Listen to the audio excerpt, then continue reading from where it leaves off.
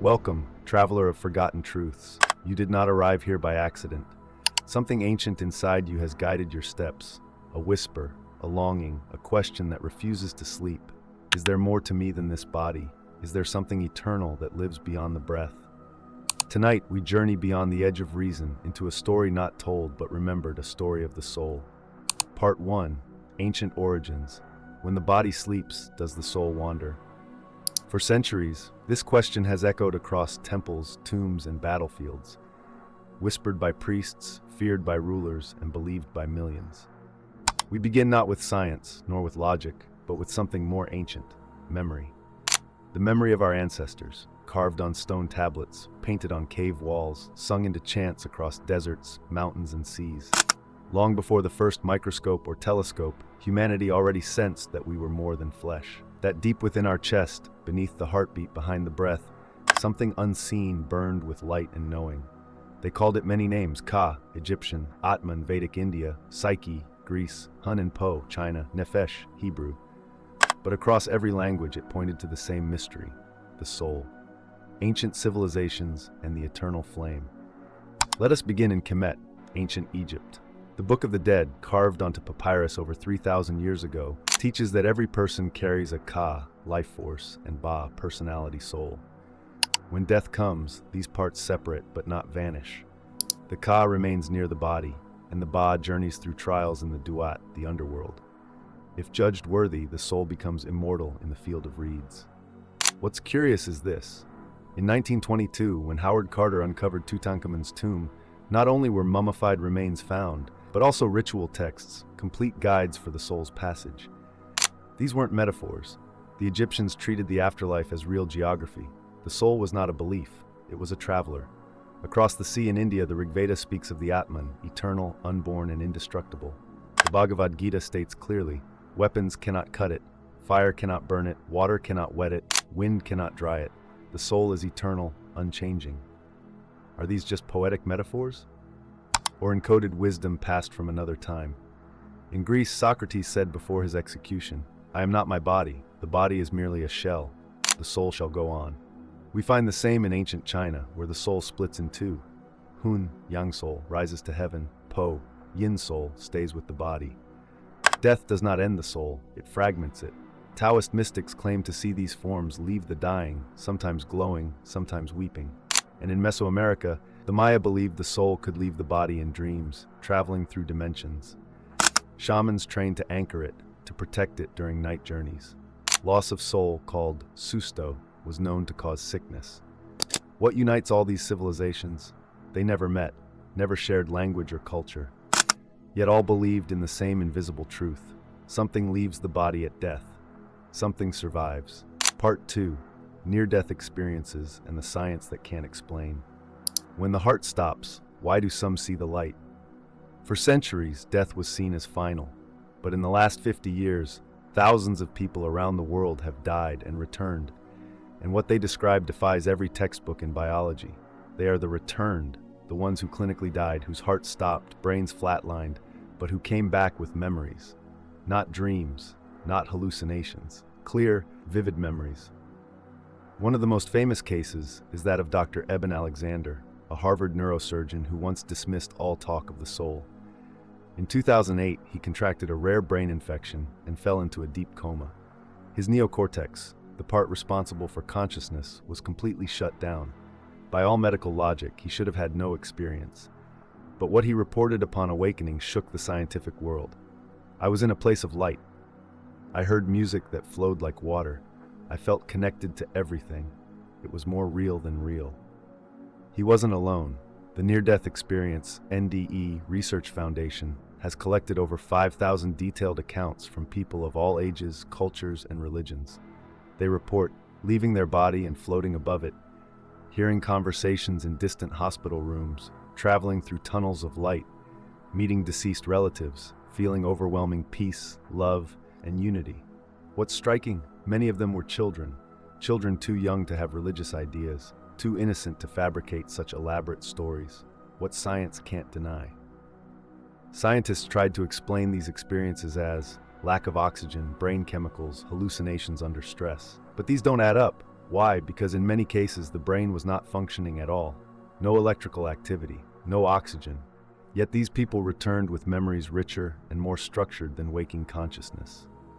In 2001, The Lancet, a top medical journal, published a peer-reviewed study on 344 cardiac arrest patients. Of those revived, 18% had clear NDEs. One patient described in perfect detail the actions of doctors during his resuscitation while clinically dead. This forces us to ask, if memory, thought, and awareness can exist when the brain is offline, what part of us is still awake? Could it be the soul? Part 3. Scriptures, Reincarnation, and the Return of the Soul. Why do the old texts whisper of lives we can't remember? Long before the modern era, long before organized religion took its current form, the sages of the East and the mystics of the West spoke in riddles about lives we had lived before, and lives we were yet to walk. In ancient Buddhism, the Pali Canon speaks of samsara, the endless cycle of birth, death, and rebirth. The soul, or siddha, the stream of consciousness, carries karmic imprints through lifetimes. Siddhartha Gautama, the Buddha, reportedly remembered hundreds of his past lives during his final meditations beneath the Bodhi tree. In Tibetan Buddhism, the Bardo Thodol, commonly known as the Tibetan Book of the Dead, serves as a guide for the soul in the in-between state, after the body dies before the next birth begins. This book doesn't treat death as an end, it treats it as a passage. The soul, if unprepared, may become trapped by illusions, reincarnating again in lower realms. But these aren't just metaphysical metaphors. In the case of Tenzin Palmo, a British woman turned Tibetan nun, she reported clear visions of a past life as a male monk in a Himalayan cave. Despite no prior exposure to the culture, she could describe intricate rituals, symbols, and mantras from centuries past. And what of children who remember past lives? Take the case of Shanti Devi, a young girl in India in the 1930s who, at age 4, began speaking of her other family in a town she'd never visited. When brought there, she identified her past life husband, knew intimate details of a previous life, and the family of the deceased confirmed everything. Thousands of such cases have been recorded by researchers like Dr. Ian Stevenson, a psychiatrist from the University of Virginia, who spent decades documenting reincarnation accounts across the globe. In most cases, the children were under the age of 6 and lost the memories as they grew. But while it lasted, the detail was unexplainable. The walk-ins and soul swaps. There's another phenomenon less spoken of but whispered among healers and mystics: the walk-in. A walk-in is when a person, typically after a near-death experience, suddenly exhibits a completely new personality, new preferences, new talents, as if another consciousness has stepped into the same body. In some accounts, the original soul agrees to leave, and a new soul takes its place to complete a mission. One such case is Jane Roberts, who channeled the Seth material, hundreds of pages of metaphysical teachings. Her husband and doctors confirmed, after a severe illness, her handwriting, voice tone, and mental orientation radically shifted, as if someone entirely new had arrived. Jane herself admitted she felt like someone else. Could it be that the body is just a vessel?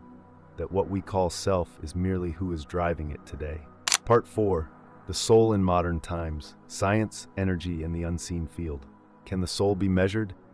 If something exists, surely it leaves a trace, a fingerprint, a frequency, a shadow. But what if the soul is not something that science can dissect, but something it can only detect? In 1907, Dr. Duncan McDougall, a physician in Massachusetts, tried to measure the weight of the soul. He placed dying patients on industrial scales and recorded the moment of death. In several cases, a sudden drop of 21 grams was noted. His experiment became infamous. Was it flawed? Certainly. But the idea that something leaves the body at death remained. In the years since, modern science has begun stumbling upon something extraordinary. From quantum physics to neuroscience, tiny clues are surfacing that consciousness may not be entirely tied to the brain. Brain is not the source. Many neuroscientists now explore the theory of consciousness as a field, not generated by the brain, but received by it, like a radio tuning into invisible waves. The brain is not a generator, it is a receiver. In several cases, people born with half a brain, due to disease or surgery, exhibit nearly normal intelligence, memories, and personality. This defies all understanding of neural biology. How can half a brain still access a full life? Electromagnetic imprints and Kirlian photography. In the Soviet Union during the 1940s, Semyon Kirlian discovered that living organisms emit a visible aura of electromagnetic energy. He captured it using high-voltage photography, now known as Kirlian photography. When a leaf was torn in half, the missing piece still showed a ghostly glow on film, what some believe to be the energetic imprint or soul of the leaf. In humans, Kirlian photos revealed changing energy patterns depending on emotion, illness, or even intent. Are we more than skin and muscle? Do we have an energetic field, a spiritual architecture that modern tools are just beginning to glimpse? Soldiers, surgeons, and the unexplainable. On battlefields and in operating rooms, stories abound. Surgeons report patients under anesthesia who later describe conversations held in separate rooms or details of the surgery they shouldn't remember. Soldiers wounded in war have described being above their own bodies, watching medics operate on them. One even described seeing his own legs severed, then snapped back into his body when resuscitated. And what of phantom limb syndrome, where amputees feel limbs that are no longer there? Is it mere neural memory, or is a subtle body, an energetic blueprint, still intact even after the flesh is gone? Part 5, The Unbroken Thread, a final proof of the soul. What if you were never just a body? After all we've seen, from the chants of ancient Egypt to the precision of neurosurgery, from the whispers of reincarnated children to the electric aura that surrounds your skin, one truth begins to rise like mist from the surface of forgotten memory. The soul was never a theory. It was always there. We weren't meant to believe it blindly. We were meant to remember it. Even the deepest skeptics must pause when thousands of unrelated people, across different countries, cultures, and centuries, describe the same things. Floating above the body, journeying through tunnels of light, meeting beings made of love, remembering lives they never learned. Why do cultures that never met across deserts and oceans repeat the same themes? Because they didn't invent the soul. They witnessed it. The pattern hidden in plain sight. Go back. Revisit every fragment. Egypt's Ka and Ba, India's Atman, China's Hun and Po, Greece's Psyche. The ghostly imprints caught on Kirlian film. The child who speaks another life's memories. The soldier who watches his own death. What are these if not a pattern? A language written across human history, not with letters but with truths too strange to dismiss. The soul may be invisible, but so is gravity, so is time, and yet both govern your life. Perhaps we need not see the soul to know it is there. A map to the inner kingdom. If the body is a home, the soul is the flame in its hearth. If the body is a story, the soul is the author reading silently between the lines. And if you've ever stared into the eyes of someone you love and felt a connection beyond flesh, beyond reason, then you've met the soul already. Not in a book, not in a church, but in the quiet space where presence becomes eternity. The closing whisper. So the question is no longer, does the soul exist? The real question is, have you remembered yours? Part 6, The Awakening, a whisper that calls you back. There is a silence older than sound, a truth deeper than belief, a memory buried not in the mind but in the soul. And now, as you reach the final thread of this journey, something stirs. It's not logic, it's not science, it's something else. A pulse, a warmth behind the ribs, a presence that was always with you, watching, waiting, remembering. Perhaps in reading all these stories, of ancient gods, dying soldiers, children remembering past lives, doctors confronted by miracles, you didn't learn something new. You remembered something old. That you are not the mask, not the job, not the thoughts in your head, not even the body in the mirror. You are the light behind the eyes, the voice behind the voice, the stillness behind every breath. The soul was never lost, just sleeping. Somewhere along your timeline you forgot. But forgetting is not the end. Because even when forgotten, the soul waits, like a lantern in the attic, like an ember under ash. And when the wind of truth blows through your life, through pain, through death, through wonder, it flares back to life. And what was once myth becomes memory. What was once denied becomes destiny. A call to the dreamer. So now, let me ask you, when you close your eyes at night, do you feel watched by something ancient and kind?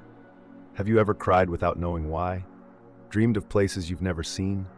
Felt like a stranger in your own world? That's not madness, that's the soul whispering its name. And if you follow it, beyond screens, beyond noise, beyond logic, you'll find something more real than skin, more eternal than stone. Final thought. This journey doesn't end with words on a page. It begins when you look within and dare to say, I am not what I thought I was. I am so much more. You are not finding the soul. You are the soul. And it's time to come home.